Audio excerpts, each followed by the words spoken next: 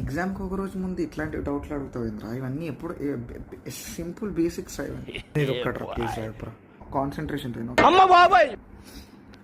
Equation ఆర్ది ఆర్ equation ఏది జనరల్ విన్నా క్లాస్ జనరల్ కాదు దాని కింద ఇది పెద్దగా అయిపోయింది అంటే ఎక్స్పాండ్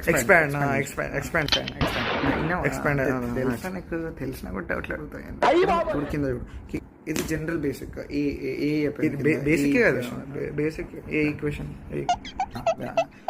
అదే అది ఎట్లా ఇక్కడ చూడు డి అంటే డెరివేషన్ డిఫరెన్షియేషన్ అనుకుంటా. అన్నీ అయిపోయినాయి రా, అవి సింపుల్ రా. నాకు రాదనుకుంటున్నావు ఇవన్నీ.